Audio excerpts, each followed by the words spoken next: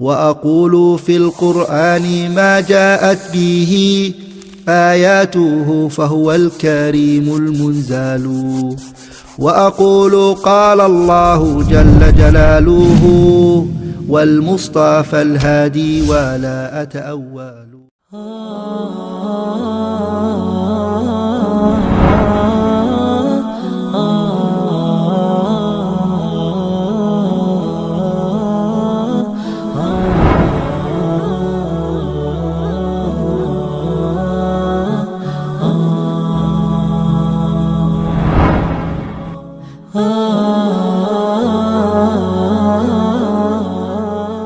الحمد لله نحمده ونستعينه ونستغفره ونعوذ بالله من شرور أنفسنا ومن سيئات أعمالنا، من يهده الله فلا مضل له ومن يضلل فلا هادي له، وأشهد أن لا إله إلا الله وحده لا شريك له، وأشهد أن محمدا عبده ورسوله. أما بعد، فإن خير الحديث كتاب الله، وخير الهدي هدي محمد صلى الله عليه وعلى آله وسلم، وشر الأمور محدثاتها، وكل محدثة بدعة، وكل بدعة ضلالة، وكل ضلالة في النار.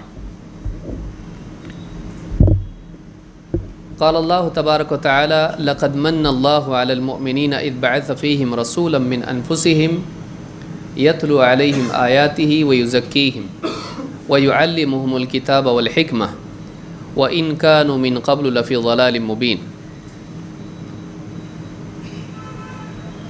میرے محترم دینی بھائیوں، اللہ رب العالمین کی نعمتوں میں سے ایک عظیم الشان نعمت رسول اکرم صلی اللہ علیہ وسلم کی بعثت ہے. اللہ تعالیٰ نے ساری انسانیت کے لیے ہدایت اور رہنمائی دینے والا بنا کر آپ صلی اللہ علیہ وسلم کو بھیجا. آپ سے پہلے ساری انسانیت گمراہی میں پڑی تھی. آپ صلی اللہ علیہ وسلم کے آنے کے بعد آپ نے اپنے قول اور اپنے عمل کے ذریعے سارے لوگوں کو اور خاص طور سے عرب کے لوگوں کو اللہ رب العالمین کی رضا والا طریقہ بتلایا. وہ زندگی جس کے جینے سے دنیا میں اللہ رب العالمین کی نصرت ملتی ہے اور آخرت میں ایک انسان اللہ تعالیٰ کی جنت کا حقدار بنتا ہے. دنیا میں اور آخرت میں جس زندگی کے ذریعے سے، جس عقیدے اور عمل کے ذریعے سے وہ کامیاب ہوتا ہے، اللہ کے نبی صلی اللہ علیہ وسلم نے اپنے قول و عمل کے ذریعے سے اس سب چیز کی تعلیم دی ہے. آپ صلی اللہ علیہ وسلم نے لوگوں کو قرآن سکھایا، لیکن قرآن کے الفاظ کی تلاوت کے ساتھ ساتھ قرآن کریم کی باتوں کے گہرے معنی صحابہ کو سکھائے کہ کس آیت سے کیا بات سامنے آتی ہے اور کون سا عقیدہ اور کون سا عمل سامنے آتا ہے، کس مثال کے کیا معنی ہیں، کس قصے کا کیا پس منظر ہے، اور اللہ نے جو زندگی دکھائی ہے، بتائی ہے، اس زندگی کو کیسے جیا جاتا ہے اپنے عمل سے بھی آپ نے دکھایا. لہٰذا ایک مسلمان کے لیے ضروری ہے کہ وہ قرآن کریم کے فہم کے لیے سب سے پہلے رسول اکرم صلی اللہ علیہ وسلم کی تبیین کی طرف رجوع کرے. آپ صلی اللہ علیہ وسلم کے مبارک کلام کی طرف رجوع کرے تاکہ اس کی زندگی میں وہ نور آئے جس کو لے کے اللہ کے نبی صلی اللہ علیہ وسلم آئے تھے. اسی کا ایک حصہ آج کا ہمارا ایک کورس ہے جس میں اللہ کے نبی صلی اللہ علیہ وسلم کی مبارک حدیثوں کا مطالعہ ہم کریں گے. یہ کتاب الاربعون النوویہ، امام النووی کی جمع کی ہوئی 40 حدیثیں. اس کتاب میں دین کی وہ بنیادی باتیں ہیں، وہ احادیث ہیں جن پر دین میں بہت سے اہم ترین احکام کا مدار ہے. عقائد، عبادات، اخلاقیات، معاملات، شرعی آداب ترغیب و ترہیب،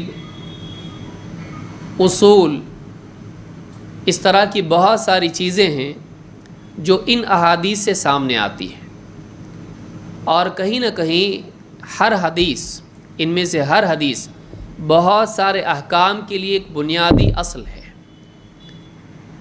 اس کتاب کو علماء نے بہت سراہا، ہر دور میں علماء اس کی شرح کرتے رہے۔ اس کتاب کی بنیاد اگرچہ علماء نے بتایا کہ 40 ہی کیوں، 40 ہی کیوں، ایک حدیث اس باب میں ذکر کی جاتی ہے کہ من حفظ علی امتی 40 حدیثا فی امر دینہا یا من امر دینہا بعثہ اللہ فقیہا وکنت لہ شافعا وشہیدا یوم القیامہ، کہ جو آدمی میری امت کے 40 امور میں سے 40 باتوں پر مشتمل حدیثیں جمع کرے، 40 حدیثیں محفوظ کر لے، میں اللہ تعالیٰ قیامت کے دن اس کو فقیہ بنا کے اٹھائے گا، اور میں اس کے لیے قیامت کے دن سفارش کرنے والا، اور اس کی سفارش کرنے والا شافع میں رہوں گا۔ لیکن علماء نے کہا ہے کہ اس باب میں اس طرح کی جتنی بھی حدیثیں آئی ہیں یہ سب کی سب ضعیف ہیں۔ اس باب میں جتنی بھی حدیثیں آئی ہیں وہ سب کی سب حدیثیں ضعیف ہیں، اور باہم تقویت پا کر حسن درجے کی بھی وہ نہیں بنتی ہے۔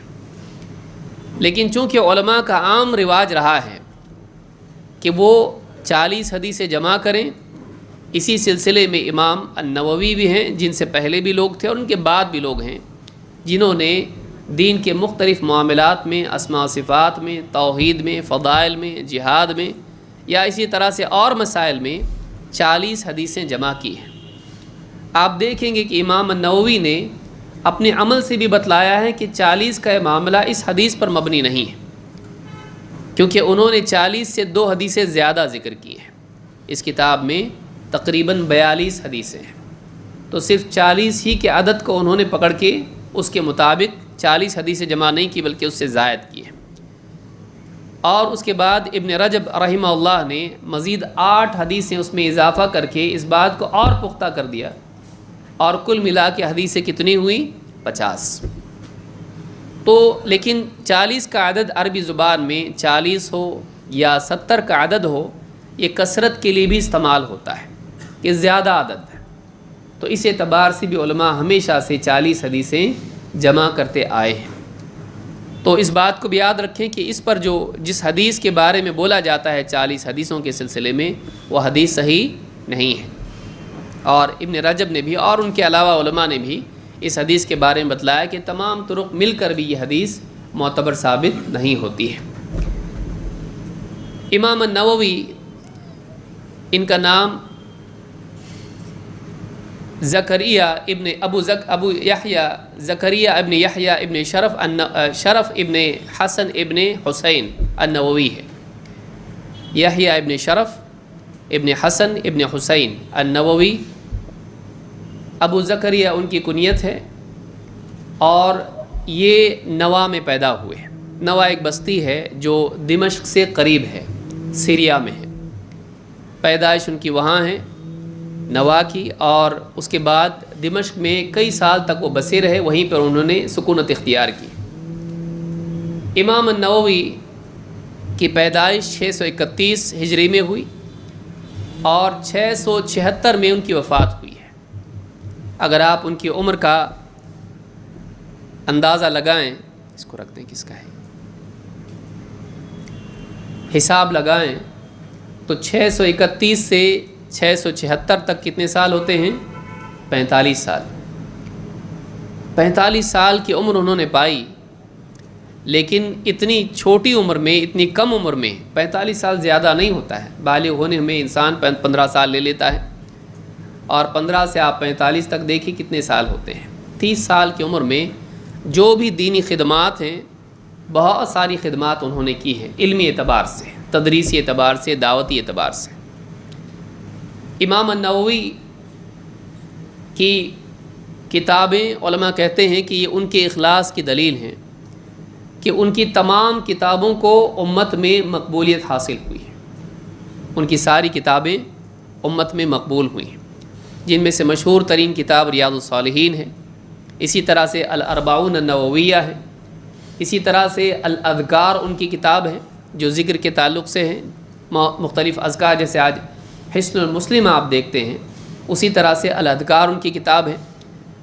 قرآن کے فضائل اور اس کے آداب سے متعلق انہوں نے کتاب لکھی ہے التبیان فی آداب حملۃ القرآن۔ اسی طرح سے فقہ میں ان کی کتاب ہے المجموع شرح المحدب، جو تقریباً جیسے شیخ نے بتایا تقریباً 25 جلدوں میں کتاب ہے۔ اسی طرح سے تہذیب الاسماء واللغات، عربی زبان کی لغت کے اعتبار سے ان کی ایک بڑی کتاب ہے جو بہت ہی ضخیم کتاب ہے۔ اسی طرح سے اور بھی بہت ساری کتابیں انہوں نے لکھی ہیں۔ آخر وقت میں اسماء و صفات میں بھی کچھ کتابیں انہوں نے لکھی ہیں، جس میں سلف ہی کے منہج کو انہوں نے راجح قرار دیا اشعریہ کے بالمقابل۔ تو اس اعتبار سے امام النووی کو آپ دیکھیں گے تو ان کی کتابیں امت میں مقبول ہوئیں۔ اس بارے میں علماء نے کہا کہ یہ انسان کے اخلاص کی دلیل ہوتی ہے کہ اس کے کام کو اہل حق میں مقبولیت حاصل ہو۔ اور آپ دیکھیں گے کہ امام نووی کی کتابیں آج بھی علماء مدارس میں مساجد میں پڑھاتے ہیں، اس کو سمجھاتے ہیں۔ تو اس اعتبار سے یہ بہت ہی فضیلت کی چیز ہے، اور یہ ہمارے اعلام میں سے ہیں۔ امام النووی ہمارے بڑے علماء میں سے ہیں جنہوں نے دینی خدمات انجام دی، اور اللہ رب العالمین کے دین کو خاص طور سے رسول اکرم صلی اللہ علیہ وسلم کی احادیث کے میدان میں، حدیث کے سلسلے میں انہوں نے اعلیٰ خدمات انجام دی۔ تو یہ مختصر سا تعارف ہے ان کا، جو جاننا ضروری ہے کہ کس عالم کی کتاب ہم پڑھ رہے ہیں اور ان کا کیا مقام ہے، اور علماء نے ان کو مجتہدین میں شمار کیا ہے، اس لیے کہ انہوں نے تعصب سے ہٹ کر قرآن و سنت کی خدمت کی اور مسائل میں اس بات کو راجح قرار دیا جو دلیل کے مطابق تھی۔ ہر عالم کی باتوں میں ثواب اور خطا ہوتا ہے، ہم کسی عالم کی تقلید نہیں کرتے ہیں، لیکن اس عالم کی خدمات کو ہم سراہتے ہیں اور اس سے فائدہ اٹھاتے ہیں اور ان کے لیے دعا کرتے ہیں۔ اللہ رب العالمین امام النووی اور دیگر تمام اہل علم جنہوں نے قرآن و سنت کی خدمت کی ہے، اللہ تعالیٰ ان کی مغفرت فرمائیں اور آخرت میں ان کے درجات کو بلند فرمائیں۔ کتاب الاربعون النوویہ یہ امام نووی ہی کے نام سے مشہور ہوئی۔ امام نووی کی 40 حدیثیں جو انہوں نے جمع کی ہیں، یہ تقریباً 42 حدیثیں ہیں جو آج کے اس پورے دن میں بالاختصار ہم کو سمجھنا ہے، اس لیے کہ تفصیلی شرح اس کی دیکھنے کے لیے اتنا وقت ہمارے پاس نہیں ہے۔ تقریباً 5 گھنٹے ہمارے پاس ہیں کل ملا کے، جس میں تقریباً ہم کو 42 حدیثوں کو سمجھنے کی کوشش کرنا ہے۔ یہ بہت کم وقت ہے 40 اور 42 حدیثیں سمجھنے اور سیکھنے کے اعتبار سے، کیونکہ ہر حدیث میں بہت ساری باتیں ہیں۔ اس لیے ہم جو انداز اس میں اختیار کریں گے وہ بالاختصار شرح کا ہے، کہ اس میں سے اصل اور بنیادی باتیں ہم سمجھنے کی کوشش کریں گے تاکہ اجمالی طور پر ان احادیث کے معنی ہمارے سامنے آ جائیں۔ سب سے پہلی حدیث جو اخلاص سے متعلق ہے، عن عمر رضی اللہ عنہ قال سمعت رسول اللہ صلی اللہ علیہ وسلم انما الاعمال بالنیات وانما لكل امرئ ما نوى فمن كانت هجرته الى الله ورسوله فهجرته الى الله ورسوله ومن كانت هجرته لدنيا يصيبها او امرأة ينكحها فهجرته الى ما هاجر اليه۔ عمر بن خطاب رضی اللہ تعالیٰ عنہ فرماتے ہیں، ان سے روایت ہے، کہتے ہیں کہ میں نے اللہ کے رسول صلی اللہ علیہ وسلم کو یہ فرماتے سنا کہ اعمال کا مدار نیتوں پر ہے، اور ہر ایک وہی پائے گا جس کی اس نے نیت کی۔ تو جس کی ہجرت اللہ اور اس کے رسول کی طرف تھی تو اس کی ہجرت یقیناً اللہ اور اس کے رسول ہی کی طرف ہے، اور جس کی ہجرت دنیا کی طرف تھی کہ اسے حاصل کرے یا کسی عورت کی طرف تھی کہ اس سے نکاح کرے تو اس کی ہجرت اسی چیز کی طرف ہے جس کی نیت اس نے کی ہے یا جس کی طرف اس نے ہجرت کی. اس حدیث کو امام البخاری اور مسلم دونوں نے روایت کیا ہے. امام النووی کی ایک اصطلاح امت میں معروف ہوئی، جو حدیث بخاری اور مسلم دونوں میں ہو اس حدیث کے لیے امام النووی کہتے ہیں متفق علیہ. متفق علیہ کا مطلب کیا ہوتا ہے؟ ایسی حدیث جو بخاری اور مسلم دونوں میں ہو. متفق علیہ جب کتاب میں آتا ہے اس کے معنی کیا ہوتے ہیں؟ اس کا آواز بڑا کر دیں، اس کی آواز کی کر دیں. کوئی حدیث جب بخاری اور مسلم دونوں میں ہوتی ہیں تو اس کے لیے لفظ کیا استعمال ہوتا ہے؟ متفق علیہ.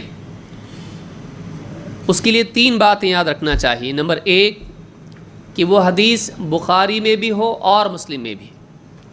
2 اس حدیث کا راوی ایک ہو. جیسے اگر عمر ابن خطاب ہیں تو دونوں کتابوں میں انہی سے وہ حدیث ہونا چاہیے، عمر ابن خطاب سے ہی ہونی چاہیے. اور 3 یہ کہ ان کے الفاظ جو ہیں دونوں روایتوں میں بالکل قریب ہونا چاہیے. یہ نہیں کہ بات ایک حدیث میں بخاری میں ایک الفاظ ہیں اور مسلم میں ایک الفاظ ہیں، نہیں، بلکہ دونوں میں الفاظ جو ہیں قریب ترین ہونا چاہیے، تب جا کے اس حدیث کو متفق علیہ کہا جاتا ہے. بخاری مسلم میں ہو، ایک ہی صحابی سے ہو اور الفاظ اس کے بالکل ایک دوسرے کے قریب ہوں. تو یہ حدیث بخاری اور مسلم دونوں میں ہے. اس حدیث سے کئی باتیں معلوم ہوتی ہیں. بنیادی بات اس حدیث میں جو بیان کی گئی ہے وہ یہ کہ اعمال کی قبولیت کے لیے انسان کی نیت کا صحیح ہونا ضروری ہے. انما الاعمال بالنیات، اعمال کا مدار نیتوں پر ہے، یعنی اعمال کی قبولیت اور رد کا مدار نیتوں پر ہے. اگر نیت اچھی رہی عمل قبول ہوگا، اگر نیت اچھی رہی عمل رد ہو جائے گا. اچھی نیت کیا ہے؟ عمل خالص اللہ کی رضا کے لیے کیا گیا ہو. بری نیت کیا ہے؟ عمل دکھاوے کے لیے یا دنیاوی مفاد کے لیے کیا گیا. اگر آدمی خالص اللہ کے لیے عمل کرتا ہے اللہ تعالیٰ اس عمل کو قبول کرے گا، چاہے وہ علم حاصل کرنا ہو، چاہے وہ دین کی دعوت دینا ہو، چاہے وہ نماز پڑھنا ہو، صدقات ہوں، حج ہو، روزہ ہو، چاہے وہ لوگوں کے ساتھ حسن سلوک ہو. کوئی بھی عمل آدمی کرتا ہے اگر اس میں نیت لوگوں کی تعریف حاصل کرنے کی ہو، دنیا میں عہدہ پانے کی ہو، دنیا میں مقام بنانے کی ہو، یا دنیا میں مال و دولت حاصل کرنے کی ہو، اگر اس نیت سے دینی کام کرتا ہے، اگر اس نیت سے عبادت کرتا ہے، وہ عبادت مقبول نہیں ہوگی، اس پر کوئی ثواب نہیں ملے گا بلکہ اس پر عذاب ہوگا. انما الاعمال بالنیات وانما لکل امرئ ما نوى، اور ہر ایک وہی پائے گا جس کی اس نے نیت کی. پہلے جملے میں بتایا گیا کہ کیے ہوئے عمل کا مدار نیت پر ہے. اگر نیت اچھی رہی وہ عمل مقبول ہے. لیکن آگے کہا گیا وانما لکل امرئ ما نوى، ہر ایک وہی پائے گا جس کی اس نے نیت کی ہے. یہ دوسرا حصہ بتاتا ہے کہ کبھی آدمی عمل نہیں بھی کر پاتا ہے، لیکن اس کی اگر نیت صحیح ہو، اچھی نیت ہو، تو عمل نہ کر کے بھی اس کو ثواب ملے گا. تو 2 حصے الگ ہیں. پہلا حصہ کیے ہوئے عمل سے متعلق ہے اور دوسرا حصہ صرف نیت کے بارے میں ہے کہ بعض اوقات ایک آدمی صرف نیت سے وہ کما لیتا ہے جس کا موقع اس کو عمل کا نہیں ملتا ہے، کیونکہ پانے کا مدار نیت پر ہے. کہ ایک آدمی مثلا رات میں تہجد کی نیت کرے لیکن اس کی آنکھ نہ کھلے اور صبح اٹھے تو رات میں چونکہ اس کی نیت تہجد کی تھی، وہ انما لکل امرئ ما نوى، ہر ایک وہی پائے گا جس کی اس نے نیت کی ہے. تو نیت کی وجہ سے نیکیوں کا ثواب مل جاتا ہے، اگرچہ آدمی کسی عذر کی وجہ سے نیکی نہیں کر پاتا ہے. تو وانما لکل امرئ ما نوى. اس حدیث سے بات معلوم ہوتی ہے اور مزید آگے کہا فمن كانت ہجرتہ الی اللہ ورسولہ فہجرتہ الی اللہ ورسولہ. تو جس کی ہجرت اللہ اور اس کے رسول کی طرف تھی تو یقیناً اس کی ہجرت اللہ اور اس کے رسول کی طرف ہی ہے۔ یعنی اگر نیت کے اعتبار سے اس نے ہجرت کی اللہ کی طرف، شرک چھوڑ کے توحید کی طرف، کفر چھوڑ کے ایمان کی طرف، اگر اس نے ہجرت کی اللہ کی رضا پانے کے لیے، اللہ کی عبادت کے لیے، اور اس نے ہجرت کی رسول کی طرف، رسول سے دین سیکھ کر رسول کی پیروی کرنے کے لیے، رسول کے ساتھ ہو کر رسول کی مدد اور نصرت کرنے کے لیے اگر اس کی ہجرت اللہ اور اس کے رسول کی طرف تھی تو یقیناً ثواب کے اعتبار سے بھی، قبولیت کے اعتبار سے بھی اللہ کے ہاں اس کی ہجرت اللہ اور اس کے رسول کی طرف لکھی جائے گی۔ یہاں یہ بتایا گیا کہ اللہ اور اس کے رسول کی طرف ہجرت کرنا خود اپنی ذات میں اجر ہے، یہ خود ایک انعام ہے کہ جو اللہ کی عبادت کرے اس نے اللہ کی عبادت کی ہے۔ یعنی یہ خود اپنی ذات میں ایک انعام ہے کہ ایک انسان کو اس بات کی توفیق ملے کہ وہ ہجرت کرے تو اللہ اور اس کے رسول کی طرف اس کی ہجرت ہو، وہ اللہ کی عبادت اور رسول کی اطاعت کی طرف ہجرت کرے۔ لیکن آگے بتایا ومن کانت ہجرتہ لدنیا، لیکن جس کی ہجرت دنیا کی طرف تھی، جس کی ہجرت دنیا کے مال و متاع، دنیا کی زینت کی طرف تھی، وہ مدینہ آیا، لیکن مدینہ آنا اس کا اللہ کی توحید پر جمنے اور رسول کی سنت کا اہتمام کرنے کی غرض سے نہیں تھا کہ مکہ میں یا کسی اور علاقے میں دین پر وہ نہیں چل پا رہا ہے لہٰذا توحید اور سنت کے اہتمام کے لیے مدینہ آیا، ایسا نہیں تھا۔ وہ مدینہ کیوں آیا؟ وہ مدینہ اس لیے آیا کہ یہاں پہ مال و متاع مل جائے گا، مجھ کو مال مل جائے گا۔ اگر اس کی ہجرت دنیا کی طرف ہو کہ اسے حاصل کرے، دنیا سے مراد وہ چیز جو دنیا منفعت ہے، مال و متاع، دنیا، پراپرٹی، یا او الی امرأۃ، یا وہ ایک عورت کی طرف اس نے ہجرت کی، اب امرأۃ ینکحھا، کہ مدینہ جاؤں گا تو وہاں پہ صالح نیک عورتیں ہیں، خوبصورت عورتیں ہیں، مدینہ میں جاؤں گا تو وہاں میرا کسی نہ کسی سے نکاح ہوگا، یا کسی اور علاقے میں کہ ایک آدمی ہجرت کرے تو ہجرت میں غرض و غایت اس کی کیا ہو کہ دنیا کا مال یا عورت، یا تو اس کی ہجرت مال کے لیے ہو یا جمال کے لیے ہو۔ دنیا میں آدمی کی بھاگ دوڑ مال کے لیے ہوتی ہے یا عورت کے لیے ہوتی ہے؟ اگر اس کی غرض اس کے لیے تھی کہ وہ کسی عورت کو پائے، اپنی بستی، اپنا علاقہ چھوڑ کے ہجرت کر کے گیا کسی عورت کے لیے، دنیا کے مال و متاع کے لیے، تو اس کی ہجرت آپ نے کیا فرمایا؟ فَهِجْرَتُهُ إِلَى مَا هَاجَرَ إِلَيْهِ۔ آپ نے جیسے پہلی مرتبہ میں تکرار کی، دوسری مرتبہ میں تکرار نہیں کی، چھوڑ دیا اس کو، تو اس کی ہجرت اسی چیز کی طرف ہے جس کی طرف اس نے ہجرت کی۔ علماء نے کہا کہ آپ نے اس کی تکرار کو بھی مناسب نہیں سمجھا حقارت کی وجہ سے، وہ اس لائق نہیں کہ اس کو دہرایا جائے اور اس کا ذکر واپس کیا جائے۔ بطور تحقیر آپ نے دوسری مرتبہ میں دنیا کا ذکر نہیں کیا۔ کیوں؟ اس لیے کہ یہ نیت گھٹیا ہے کہ دینی ہجرت ایک انسان کرے، دنیا اور عورت کے پانے کے لیے اس نے اپنی ہجرت کو برباد کر دیا۔ فَهِجْرَتُهُ إِلَى مَا هَاجَرَ إِلَيْهِ، اس کو دنیا ملے گی، اس کو عورت ملے گی، اس کو اللہ نہیں ملے گا، اس کو اللہ کا انعام نہیں ملے گا، اس کو اجر نہیں ملے گا۔ تو اس حدیث میں یہ بات معلوم ہوتی ہے کہ انسان کے اعمال کا مدار کس پر ہوتا ہے؟ نیت پر۔ لہٰذا ایک آدمی کو دو چیزوں کا اہتمام کرنا چاہیے، ایک عمل کی اصلاح کریں، دوسرے نیت کی اصلاح کریں۔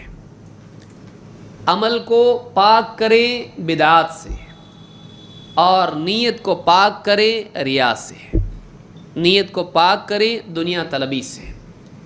وہ کوئی بھی نیک کام کرے تو اس میں دو شرطوں کا اہتمام کرے جو اس عمل کی قبولیت کے لیے ضروری ہیں، ایک شرط ظاہری اور ایک شرط باطنی۔ ظاہری شرط یہ ہے کہ عمل کا ظاہر سنت کے مطابق ہو، باطنی شرط یہ ہے کہ عمل کا باطن اللہ کی رضا کے لیے ہو۔ اس کا مقصد اللہ کو راضی کرنا ہو، آخرت کی کامیابی ہو، دین کی نصرت ہو، اگر یہ نیت ہے وہ عمل کامیاب ہے۔ اگر اس عمل میں دنیا کو دکھانے کے لیے عمل ہے، قبول نہیں ہوگا۔ لہٰذا ایک آدمی کے لیے ضروری ہے کہ وہ عمل اخلاص اور اتباع کے ساتھ کرے۔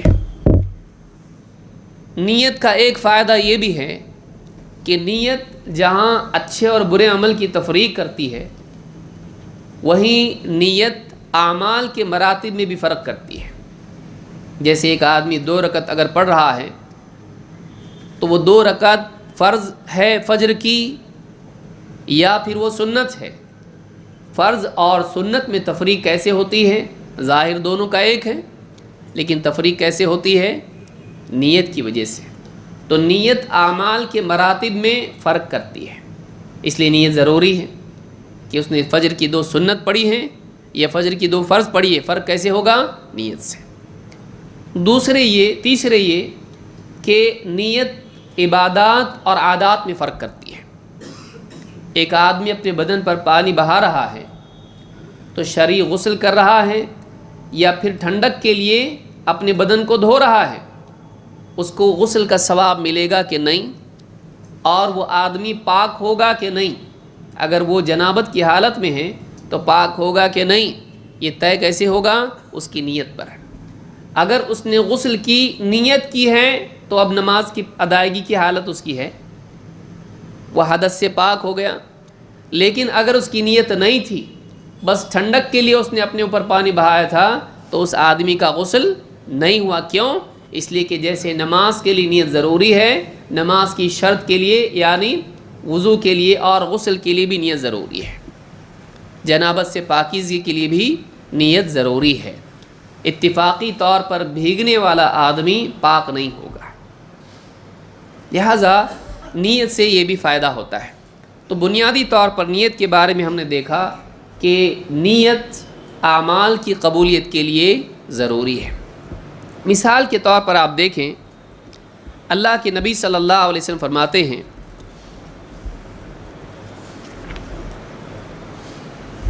جیسے ایک آدمی آپ کے پاس آیا، پوچھا اللہ کے رسول، ایک آدمی، چونکہ ہماری شرح بہت مختصر کرنا ہے لہٰذا میں سارے دلائل اور بہت ساری احادیث جو اس باب میں آئی ہیں ان کا تذکرہ بہت لمبا ہو جائے گا، اختصار سے میں اشارہ کر رہا ہوں۔ ایک شخص اللہ کے رسول صلی اللہ علیہ وسلم کے پاس آیا اور کہا، اللہ کے رسول، ایک آدمی غنیمت کا مال حاصل کرنے کے لیے جنگ کرتا ہے، جہاد میں شریک ہوتا ہے۔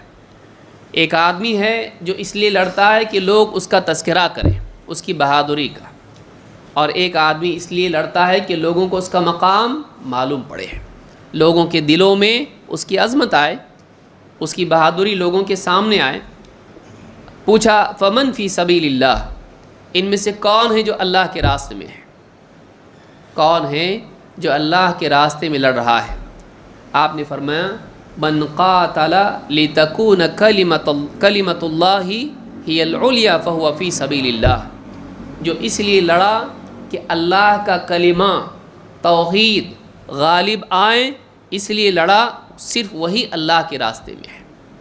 اپنی تعریف کے لیے، اپنے قبیلے کی حمایت میں، دکھاوے کے لیے، مال غنیمت کے لیے لڑا، اللہ کے راستے میں وہ نہیں ہے۔ اللہ کے راستے میں صرف وہی جنگ کرتا ہے جو اللہ کے کلمے توحید دین کے غلبے کے لیے لڑتا ہے۔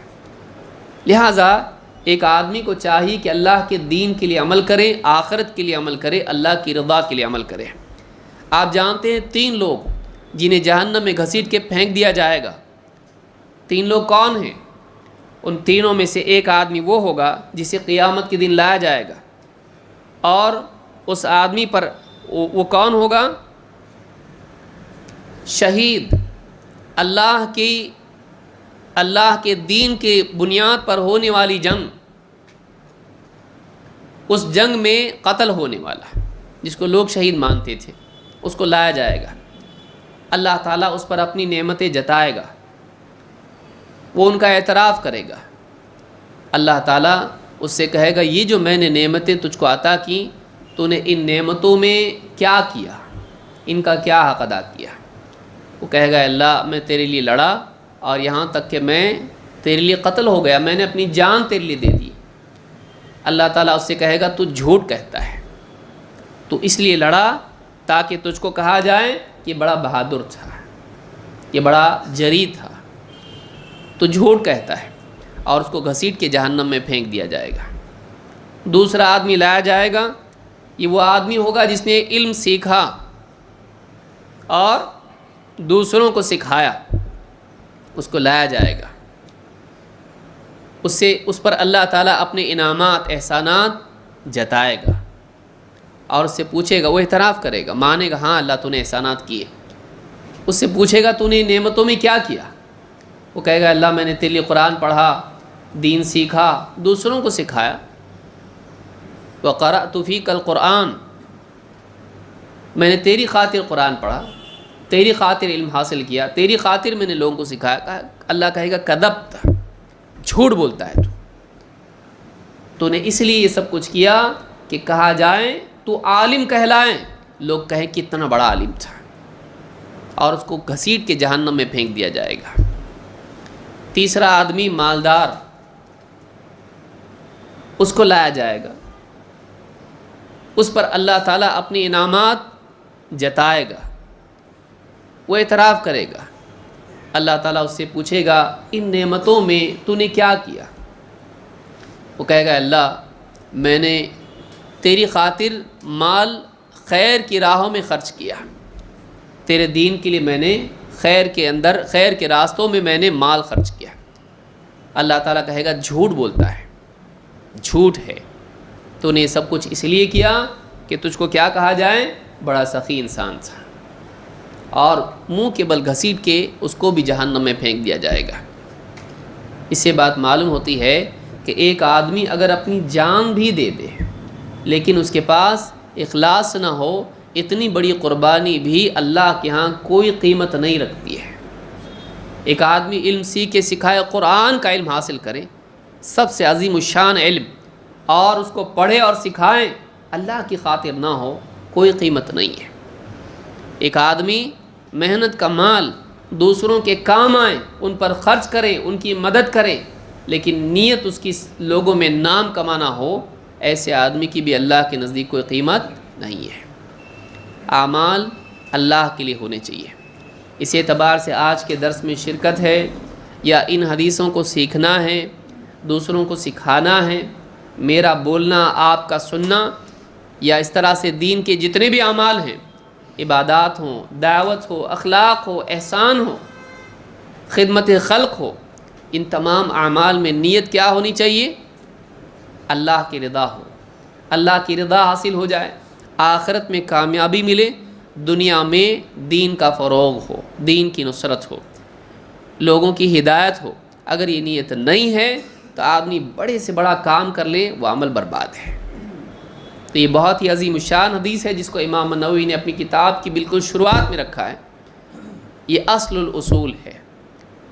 امام البیہقی نے ایک روایت نقل کی ہے کہ ایک آدمی نے آواز دے کر کہا، اے اللہ کے رسول، ایمان کیا ہے؟